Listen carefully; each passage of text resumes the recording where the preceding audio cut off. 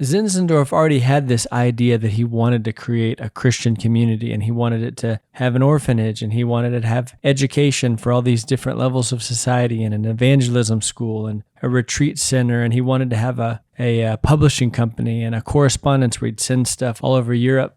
But then he said yes to Christian David when Christian David said, hey, can I bring some refugees here? There's these persecuted people. And can I bring him here? And he said yes. And then one day they show up, and then they keep showing up. And then at one point there's like almost 2,000 of them. And there's the group that he had started, and he was already doing it by this time. By the time people started showing up, he had the publishing company, and he had the school, and he had the orphanage. And it's like these new poor refugees were really, I would imagine, kind of cramping his style, like when people are just kind of setting up shop and coming with just the shirt on their back. And then to top it all off, there's all this strife and quarreling and frustrations, and there's languages and cultures, everything kind of colliding and, quote, messing it up. I imagine he could feel a little bit like, oh, Christian David, you're screwing this up, man. What are you doing? But this is the context that God wanted to have to birth this amazing movement. And Zinzendorf didn't know the hundreds of years of history of persecution of all these different people and the bowls of heaven that had been filling over centuries.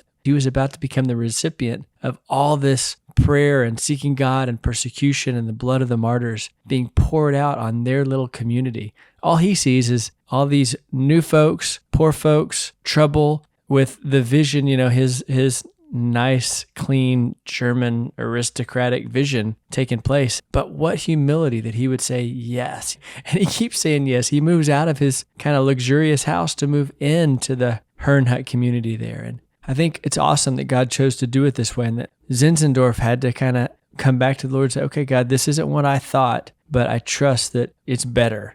And man, was it better.